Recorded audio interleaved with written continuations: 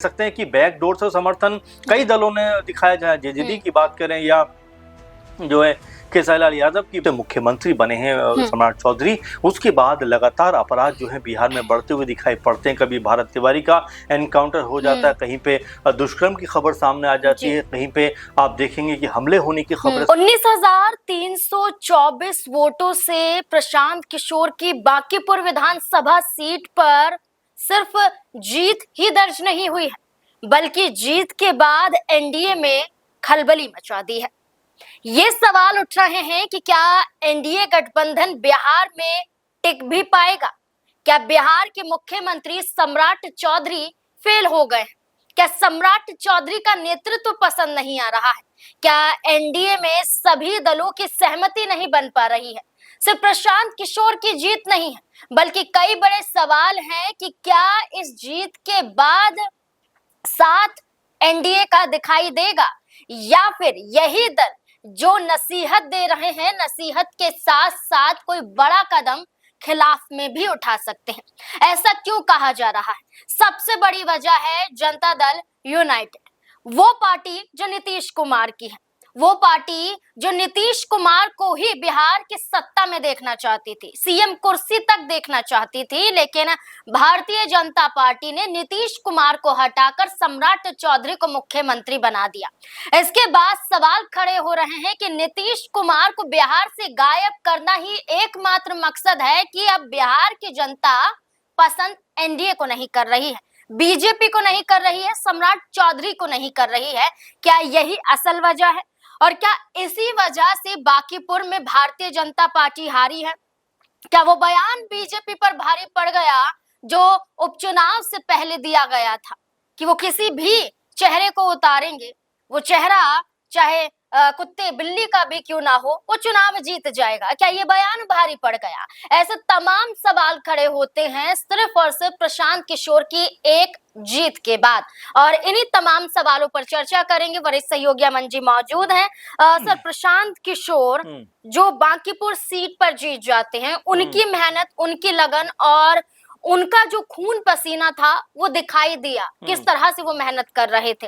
इस जीत के बाद अब सवाल महागठबंधन से ज्यादा एनडीए गठबंधन पर उठ रहे हैं, और ये कहा जा रहा है कि प्रशांत किशोर की जीत के बाद जो नाराजगी है वो निकल रही है। जहां जेडीयू के कई बड़े चेहरे ये कहते हैं कि नीतीश कुमार के नेतृत्व में नहीं लड़ा गया, नीतीश कुमार चेहरा नहीं थे, इस वजह से हुआ। आपको क्या लगता है? देखिए, पहली बात तो ये है कि बिल्कुल जिस तरह प्रशांत किशोर ने बांकीपुर पे जीत दर्ज की है, उसके बाद बीजेपी और खासकर एनडीए खेमे के अंदर कई तरह की चर्चाएं शुरू हो गई हैं, क्योंकि हार के बाद कहीं ना कहीं उसकी जिम्मेदारी लेना अपने आप में बहुत बड़ी बात हो जाती है। और यहाँ पर दो तीन मुख्य कारण इस हार के अगर देखें तो नजर आते हैं कि जिस तरह बीजेपी ने पहले अभिषेक बंटी को उतारा, फिर नीरज सिन्हा को उतार दिया, उसके अलावा जो ये बयान का जिक्र आप कर रहे थे कि किसी को भी उतार देंगे चुनाव वो जीत जाएगा, कुत्ते बिल्ली जैसे शब्दों का इस्तेमाल किया गया।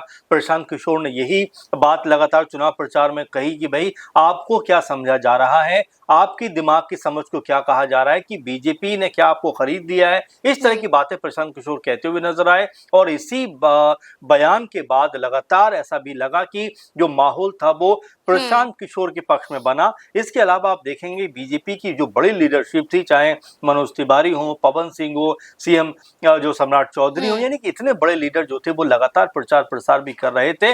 लेकिन अगर प्रशांत किशोर को देखा जाए तो अपने दम पर वो चुनाव लड़ रहे थे, क्योंकि उनके समर्थन में कह सकते हैं कि बैकडोर से समर्थन कई दलों ने दिखाया, चाहे जेजेडी की बात करें या जो है केसरीलाल यादव की बात करें, इस तरह के तमाम चेहरों ने उनके समर्थन का ऐलान तो किया, लेकिन उनके साथ में घूमा कोई नहीं, उनके लिए उतरा कोई नहीं। और यहाँ पर प्रशांत किशोर अकेले दम पर जो है पूरा कैंपेन करते रहे, चुनाव प्रचार करते रहे, लोगों से ये तक कहते नजर आए कि भाई मुझे आप वोट मत दीजिए, लेकिन जो बेहतर काबिल आदमी हो उसको आप वोट दीजिए। और यहाँ पर जो अब परिणाम कल सामने आया है उसने वाकई में सबको हैरान कर दिया कि आखिर ये हार है किसकी। ये सम्राट चौधरी की हार है, ये नीतीश कुमार की हार है, ये जेडीयू जो एनडीए कुनबे के और भी जो दल हैं उनकी हार है, क्योंकि ये पूरे का पूरा जो कुनबा था चुनाव मिलकर यहाँ पर लड़ रहा था। लेकिन उसके बावजूद भी अगर यहाँ पर प्रशांत किशोर के सामने बीजेपी हार जाती है तो क्या ये सामूहिक एनडीए की हार नहीं है, और क्या सम्राट चौधरी जो पहली दफा मुख्यमंत्री बने बीजेपी की तरफ से,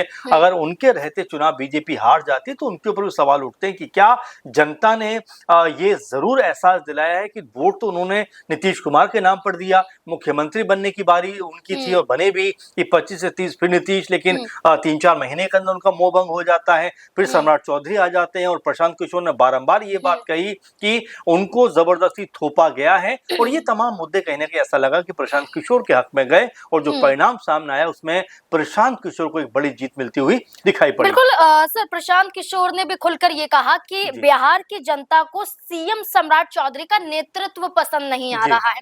इस बीच में जेडीयू विधायक आनंद सिंह सामने आते हैं और वो भी खुलकर कहते हैं कि जिस तरीके से नीतीश कुमार को हटाया गया ये जनता को पसंद नहीं आया, और यही गुस्सा बांकीपुर पे उतरा और भारतीय जनता पार्टी को हार का सामना करना पड़ा। नीतीश कुमार होते तो तस्वीर कुछ और होती। अब देखिए, जेडीयू के विधायक खुलकर सामने आ रहे हैं, खुलकर ये कह रहे हैं कि सम्राट चौधरी चाहिए ही नहीं थे।